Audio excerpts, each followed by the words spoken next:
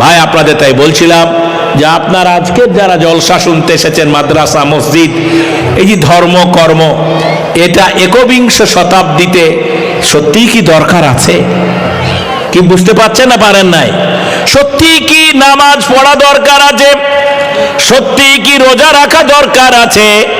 ইসলাম আমাদেরকে বলেছে, ভালো করে শুনবেন, ইসলাম আমাদেরকে বলেছে যে না, ব্যভিচার, নারী নির্যাতন যদি কেউ করে তার পানিশমেন্ট কোরআনে লেখা আছে না নাই? আছে তো। চুরি করলে কি বিচার হবে, লেখা আছে না নাই? কথা বলো। তাহলে ইসলামের একটা ল আছে, সব লেখা আছে। এইগুলো আজকের পৃথিবীতে দরকার আছে না নাই, সেই কথাগুলি আপনারে শোনানো হবে, বলুন ইনশাআল্লাহ। ফলে যারা জ্ঞানী পণ্ডিত মানুষ, সন্ত্রাসের তালিকায় ওসামা বিন লাদেনকে আমরা যদি ধরেও নিই, তাহলে সে কি মাদ্রাসা পড়া আলেম? কোনো আলেমের নাম আপনি পাবেন না। আলেমরা শান্তিপ্রিয়, ইসলাম মানুষকে ভালোবাসার কথা শেখায়। একটা মুসলমান খারাপ হতেই পারে, তাই বলে গোটা কোরআন মানা সমাজ খারাপ হতে পারে না। তাই এটা কেন চলছে এই অপপ্রচার, সেটাই বলবো। শুনছেন তো নাকি? এবার এটা কেন বলবো আপনাদের একটু মনোযোগ দিয়ে শুনবেন। কোরআন এবং ইসলাম, মুসলমানরা যখন ভারতে আসে, শিক্ষিত ভাই যারা সচেতন ছেলে আছো শোনো, ভারতবর্ষে যখন ইসলাম আসে, সহ পৃথিবীতে ইসলামের একটা বিচার ব্যবস্থা ছিল। সেই বিচার ব্যবস্থাটা খুব শক্ত ছিল। আপনারা শুনলে খুশি হবেন যে ভারতবর্ষে মুসলমানরা রাজত্ব করেছে 800 বছর। কি বললাম? 800 বছরে আলেম ওলামা দেশ শাসন করেনি।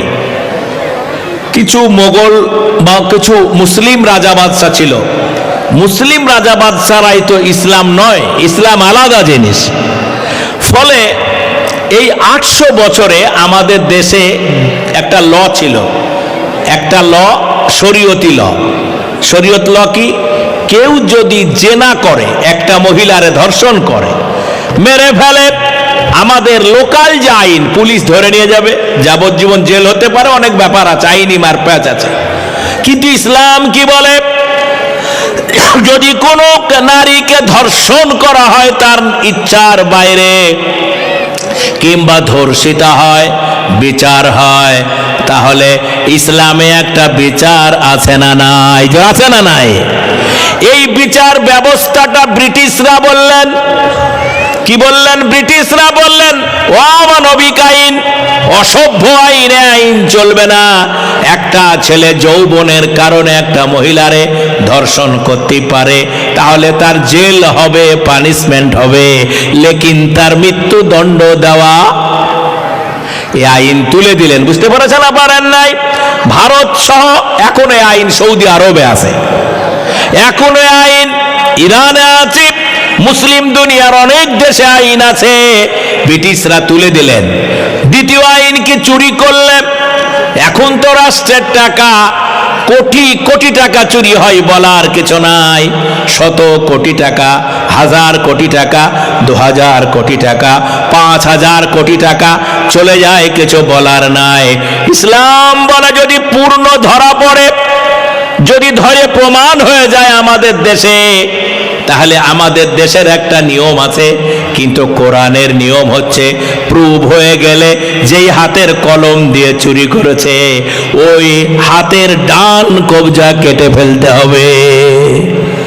এটা আছে না নাই? হ্যাঁ নেই না বলেন? আছে না নাই? ওই আইন কি আমাদের দেশে আছে? ব্রিটিশরা কি বললেন? ব্রিটিশ আইন বললেন না না না, একটা লোক চুরি করলে হাত কেটে দিতে হবে, বর্বর আইন, এটা চলবে না। এই করে আমাদের দেশে যে শরীয়তি আইন ছিল ব্রিটিশরা তুলে দিলেন। আলহামদুলিল্লাহ, আলহামদুলিল্লাহ তুলে দিলেন। ইসলাম বর্বর আইন বলে আমি এখন আপনাকে সেই আলোকে সুন্দর সুন্দর কথাগুলো শোনাবো, বলেন ইনশাআল্লাহ। আপনারা ভালো করে শুনবেন, আমাদের কলকাতার একটা হাসপাতাল ছিল, চিত্তরঞ্জন হাসপাতাল। শুনেছেন না শোনার নাই? কি বুঝতে পারছেন কি আমার কথাটা?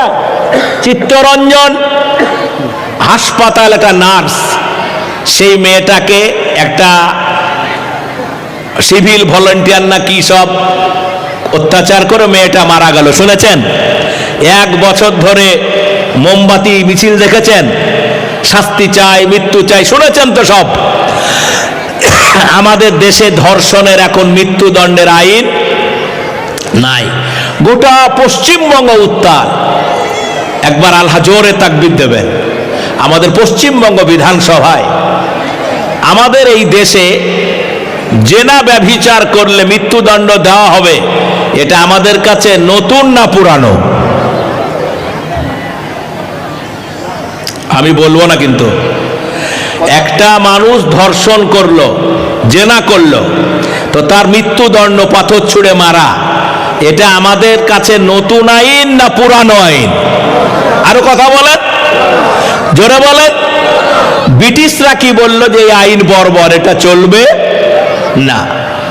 পশ্চিমবঙ্গ বিধানসভার আপনাদের এখানকার যিনি এমএলএ, এখানকার এমএলএ কে আমি জানি না, তাকে জিজ্ঞেস করবেন যে বক্তা যা বলে গেল ঠিক না বেঠিক। পশ্চিমবঙ্গ বিধানসভায় 294টা এমএলএ সবাই মিলে বসলেন, মাননীয় মুখ্যমন্ত্রী বিল পেশ করলেন। জোরে বলুন আলহামদুলিল্লাহ। যারা নারী ধর্ষণ করে, যারা এমনি করে মেরে ফেলে, তারা মানুষ নামের অযোগ্য। আমার বিধানসভা তাদের জন্য মৃত্যুদণ্ড আইন পাশ করলো। ধরা পড়ার সাথে সাথে বিচার হবে। শুনছেন না? শুনছেন না?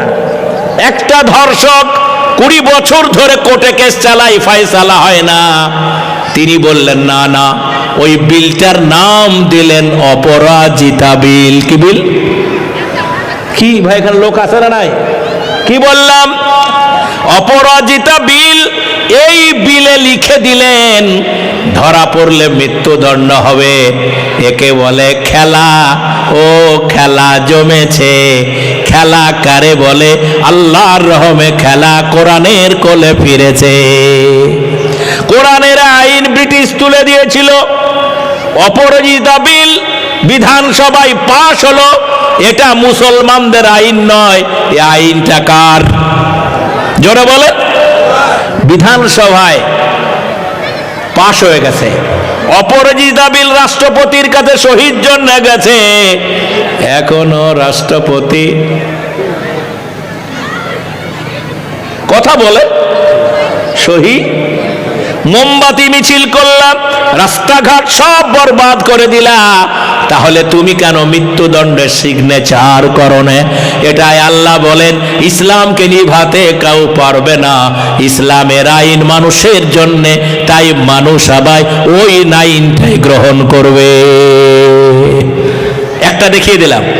2 নাম্বার, যুবক ভাইরা, আমি আপনাদেরকে নিয়ে যে মাদ্রাসা, মাদ্রাসার কালচারটা বুঝবেন। পৃথিবীতে মাদ্রাসা খুবই দরকার, পাড়ায় পাড়ায় মক্তব দরকার। কারণ আপনার ছেলেকে দিনের শিক্ষা না দিলে এই ছেলে জীবনে বড় হতে ভালো ছেলে হবে না, ভালো নাগরিক হবে না। দেখেন কিভাবে চেঞ্জ হয়ে যায়। আমি খুব, আপনারা কি বিরক্ত হচ্ছেন? রাত অনেক তো। মোবারক ভাই আমাদের খুব বুজুর্গ মানুষ।